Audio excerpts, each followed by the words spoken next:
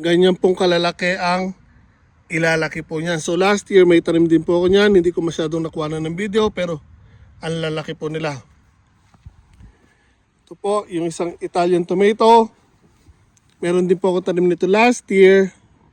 Tinesting ko lang at nagustuhan po namin. So masarap po siya, matamis, malalaki at makakapal yung laman niya.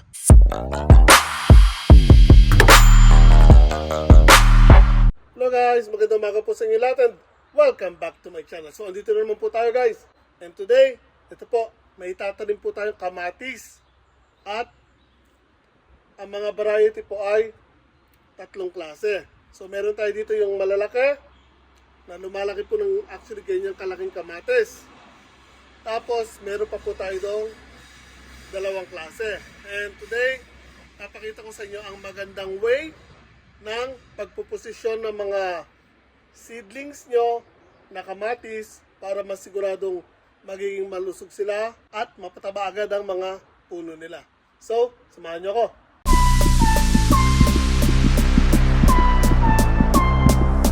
So, bago natin itanim ang mga kamatis, kung nakikita nyo, ang lalayo po ng mga distansya ng mga puno ko po ng kamatis. So, kung matatandaan nyo sa mga videos ko sa bahay, yung garden ko po doon, ang mga kamatis ko halos dikit-dikit po magkakatabi. Ginagawa ko po kasi yon dahil ang garden ko po, maliit lang po actually. So, minamaximize ko lang yung space. So, since ito, maluwag na po yung garden natin, ipupwesto po natin sila ng tama at maayos. So, by doing this, binibigyan ko sila ng tamang spacing. Ngayon, once na lumago po sila, hindi sila magdidikitan, hindi sila magbabanggaan yung mga branches nila, di ba? Tapos, mas makakaiwas sila sa sakit. Kasi, once na nagdikit-dikit po sila, magkakalapit sila, syempre magkagawa-gawa ng space, mas prone sila sa mga sakit at mga insekto. Pero, by doing this, meron silang enough na mga space ba sa bawat isa, maiiwasan natin agad yung overlapping ng mga branches nila. Kahit ikalat natin yung mga branches nila habang lumalaki, ayos lang po. So, mas tagos sa kanila ang sunlight, ang hangin, mas less sa sakit at insekto. So, now papakita ko na po sa inyo kung paano sila itatanim. So again guys, bago tayo mag-proceed, pakita ko lang po sa inyo yung variety ng kamatis ko. Again, ganyan pong kalalaki ang ilalaki po niyan. So last year may tanim din po ako niyan. Hindi ko masyadong nakuha ng video pero ang lalaki po nila. Ito po yung isang Italian tomato. Meron din po ako tanim nito last year.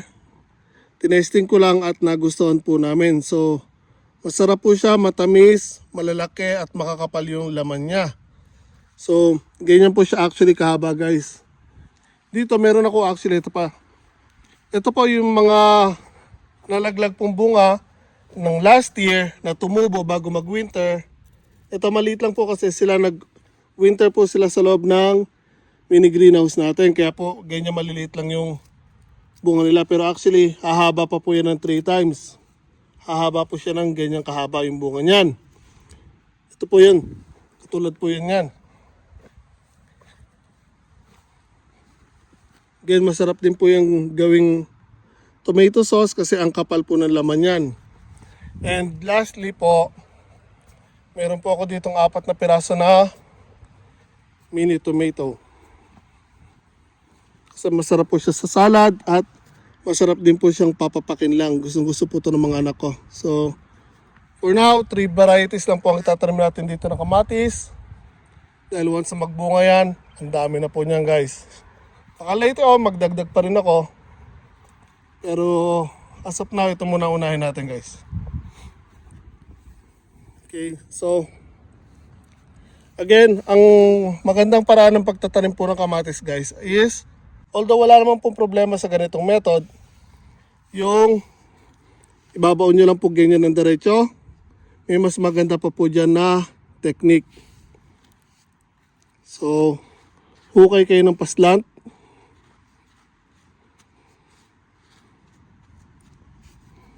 Tanggalin lang natin ito sa plastic guys. Pasensya na, isang kamay lang gamit ko. Hawak ko kasi yung phone natin para mas ipakita ko sa inyo ng malapitan. So again, ganyan po guys, ihiga nyo po. Taliman pa natin ng konti. So ihiga nyo guys yung puno. Mas maganda yan actually kung mas mahaba pa para mas nakahiga talaga siya. Yan. So sa ganitong method guys, yung mga puno niya o part na nakabaon, mag-uugat po yan. So mas magiging matibay siya kasi mas marami yung part na may ugat, di ba?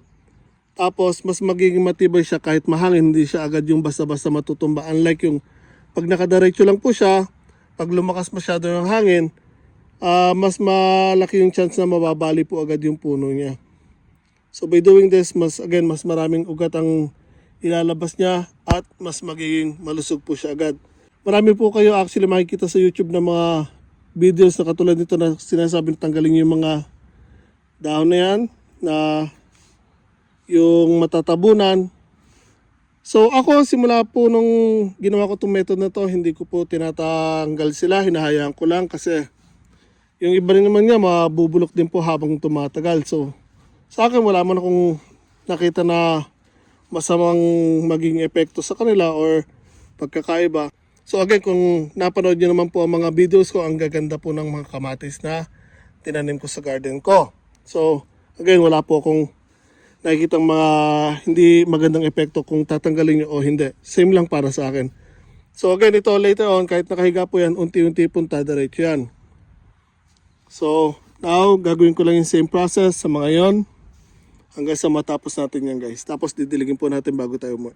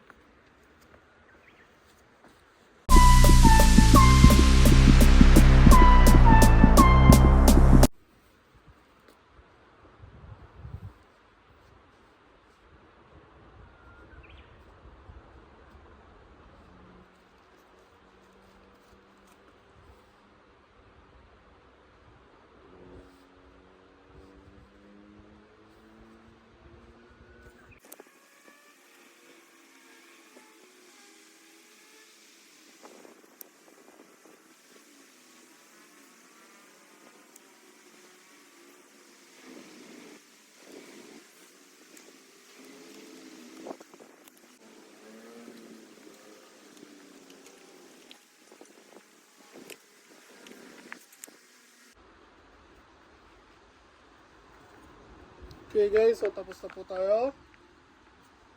And itong mga lalagyan po, kaya ako nililikom, i-recycle po natin to guys. So, ibig sabihin, pwede pa natin to gamitin na pasibulan ng mga future na itatanim natin o ibang seedlings na gagamitin po natin. So, from seeds, kung magpapatubo po tayo ng seedlings, pwede natin gamitin to.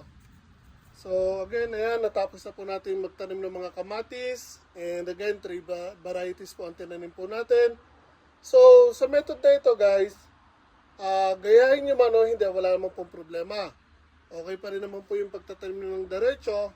Kaya nga lang, magiging mas malusog for me Again, pwede nyo gawin o hindi. Sa experience ko po, sa tagal ko pong nagtatanim ng kamatis sa garden ko, na nagtanim din ako ng straight lang at yung ganito pong nakahiga, mas mabilis pong tumaba yung mga puno nila guys pag itinanim nyo po sila ng nakahiga. Kasi nga again, yung puno nila, yung part na nakabaon sa ilalim ng lupa ay mag-uugat po. Unlike yung pag tinanim nyo po yung kamatis ng naka-straight lang, yun lang po yung may ugat na yung original na nakabaon, yung pa-straight lang. Pero dito again, yung, kung ano yung part na nakahiga po at tatabunan, mag-uugat po yun. So, tataba po agad yung puno ng kamatis nyo. Pero nasa sa inyo po kung gusto nyo gayahin or hindi, wala man po problema doon again. So, marami po akong video sa channel ko about sa mga kamatis na tinatanim ko dati. Sa bahay ko po yun. Again, iba na po itong garden natin ngayon. 30 minutes away po mula sa bahay ko, so medyo malayo. Yung sa bahay ko, wala akong masyadong tanim ngayon aside sa sibuyas. Titingnan ko kung may tatanim pa akong iba.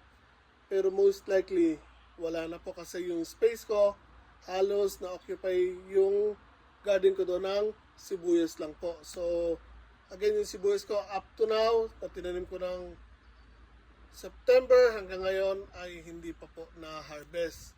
Pero siguro in a month or so, baka pwede na po nating i-harvest yun. So, abangan nyo po yan guys. So again, kung gusto nyo pong i-check yung mga videos ko about sa mga kamatis na tinanim ko dati sa bahay, lahat po yun sa ganitong method ko po tinanim.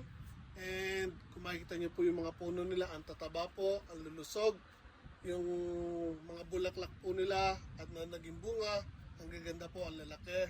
So lahat po yun dahil po sa method na ginawa ko and syempre din po sa preparation na ginawa ko sa lupa.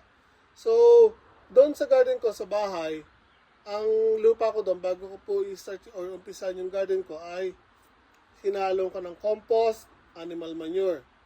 Yung fertilizer or chemical fertilizer, hindi pa ako nagamit doon sa bahay. Dati, ito lang sibuyas ko ang ginamitan ko now. So yung dito naman pong garden natin, dito sa bago natin property, wala po ako nilagay na compost. Ang nilagay ko lang po ay animal manure bago ko po sila bungkalin or gawin tong garden beds. Kasi po, dati na po itong garden, and matagal po actually ito nakatenga. So, ang lupa niya po ay actually maganda. Kaya hindi ko na po hinaluan ng compost. Pero later on, baka siguro next year after 2 years, baka lagyan ko po ito ng compost. Pero again, as for now, hindi niya po kailangan dahil ang ganda-ganda po ng lupa ng garden po natin dito. So now, didiligan ko lang po sila guys, and after this, baka punta ako sa Joyful Honda, bili ako ng mga panibagong seedlings, pero more on mga fruit trees siguro. So again, yung mga garden beds natin dito, marami na pong tanim. Tulad ng sinabi ko guys, halos yan po, kalahati mahigit ng garden natin dito ay may tanim na po. Kapiraso na lang pong wala, pero yung sa dulo again meron pong 4 na row doon or hanay ang may tanim na rin po. So kasaba at mais ang nakatanim doon at gabi. So again, ito kamatis, dito okra, dito wala pa po itong dalawang to kasi nire-reserve ko na sila para sa kamote. So from here, patatas, ito patatas din. Ito patatas din, pero ito po yung purple potatoes ko, yung tinatanim ko sa bahay. Then cauliflower, broccoli, ito na, hindi ko matanda kung ano nakatanim dito. So ganyan, marami na pong tanim yan. I think dito kangkong, Hindi ako nagkakamali, carrots doon. Doon again, hindi ko matanda kung ano nakatanim. Pero may nakatanim na po dyan. Dito, sibuyas, luya, turmeric, luya din po, yung dilaw. Then, strawberry. So ayan guys, ang original na tanim ko po ng strawberries, ayan po. So today, nagdagdag po tayo ng 10 piraso. Ito, kung makikita niyo po sa side, mga bagong tanim lang po yan. Hanggang dito. So kahapon, bumili si Takeda-san ng strawberries. Gusto niya daw madagdagan. Kaya ayan, dinagdagan niya yung tinanim ko. Then paparamihin na lang natin yan guys. So again, ayan guys, oh. Halos kalahati mahigit na po, kapraso na lang hindi natataniman. Then later on, yung sa dating palayan po ang ayusin naman natin. So dito again, tulad na sinabi ko, wala na pong problema. Lalo na sa bako doon sa harapan, gilid. Dito na lang po. For the meantime, nilagyan ko lang po muna ng net. Dahil again, nung isang araw may nakapasok po na usa. At kinain yung mga strawberries natin at broccoli.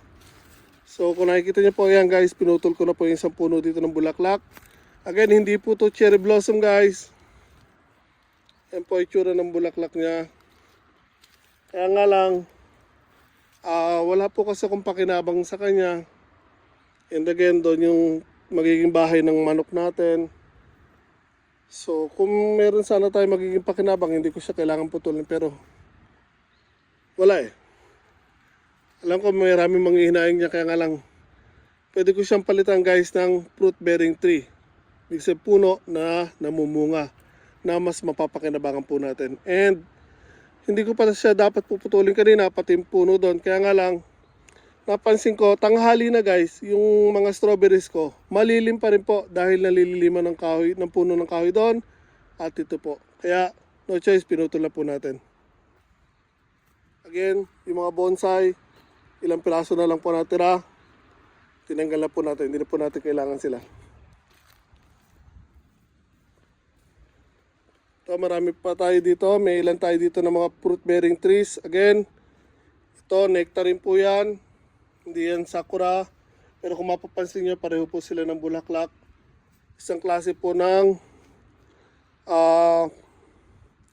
peach. Pero masarap siya guys. Yung maniba niya parang lasang mangga. Alam niyo yung apple mango? Lasang mangga po guys yung maniba niya. Ang sarap. So yan, mga tumubo lang po galing sa mga kinain namin, yung sa seeds na kinakain namin, yung mula doon sa puno namin, then tinatapon lang namin after namin kainin yung laman, inagis lang namin yung buto doon sa paligid ng bahay, then sumibol po yan. Ito po ang isa.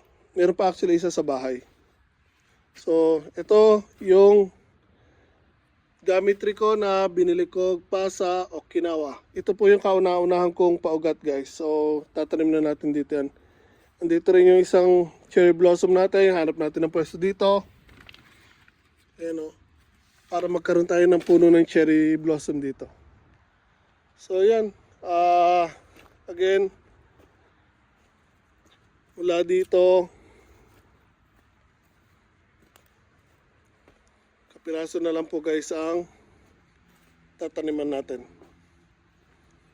So from here, meron na ditong mais, sweet corn, kasaba doon sa dulo ng manggabe. So yan guys, hindi ko na po masyadong papahabain po ito. Again, yan, nagtanim lang po tayo ng kamatis. And didiligan ko na lang po sila. And punta po tayo sa Joyful Honda para mamili ng panibagong seedlings. So nagustuhan niyo po to guys, pakilike naman po sana ang video na to, share sa mga kaibigan niyo, and subscribe na rin po sa channel ko. Laking tulong po yung para sa akin. Ito po tayo lahat palagi guys.